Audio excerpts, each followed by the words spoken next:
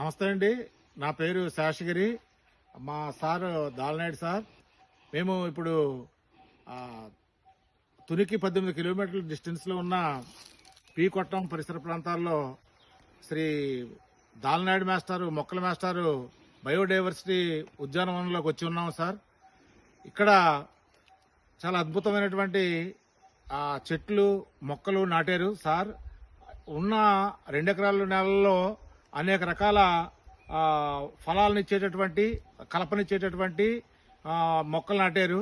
దీంట్లో మామిడి, జీడి మామిడి మరియు మోదుగా ఇలాంటి ఫలాలను ఇచ్చేటటువంటివి, మరియు కలపనిచ్చేటటువంటి రోజువుడ్, తర్వాత టేకు ఇలాంటి కలపనిచ్చేటటువంటి మొక్కలు నాటారు.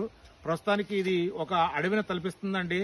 ఇలాంటి వనాలు ఇటువంటి పరిసర ప్రాంతాల్లో ఇలాంటి వనాలు వేయడం అనేది ఇతర రైతులకు కూడా ఆదర్శవంతమైనటువంటిదండి. దీంట్లో ప్రత్యేకించి ఉండేటటువంటి మొక్కల్లో వనాంతరాలకు సంబంధించినటువంటి మొక్కలు కూడా ఉన్నాయి. ఆ మొక్కలు వనాంతరాలకు సంబంధించినటువంటి మొక్కల్లో ప్రధానంగాను ఇక్కడ పలావాకు మొక్క ఒకటి ఉందండి. ఆ పలావాకు మొక్కకు సంబంధించినటువంటి ముఖ్యమైనటువంటి ఉపయోగాలు మీకు చెప్పదలిశాను. ఈ పలావాకు సాధారణంగా మనం పలావులో వేసుకోవడం చూస్తూ ఉంటాం. ఆ తర్వాత ఇవి పలావులో మాత్రం వేసుకోవడం, దాన్ని ఉపయోగించుకోవడం మనకు తెలుసు. కానీ అంతకంటే మరికొన్ని ముఖ్యమైనటువంటి ప్రయోజనాలు ఉన్నాయి దీనికి వల్ల.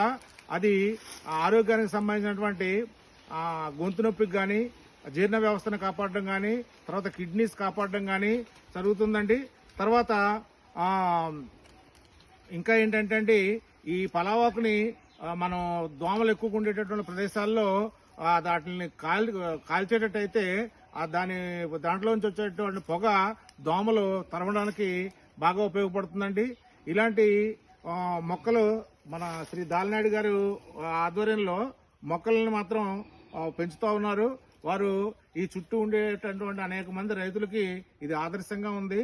ఎందుకంటే ఉన్న 2 ఎకరాల నెలలో కేవలం దాదాపు ఒక 25 నుంచి 30 రకాల మొక్కలు నాటి ఉన్నారు.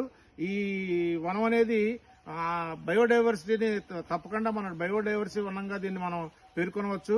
ఇలాంటి మొక్కలు నాటినటువంటి శ్రీ దాలనాయుడు గారికి మనం ధన్యవాదాలు తెలియజేస్తున్నామండి. Thank you sir. Thank you.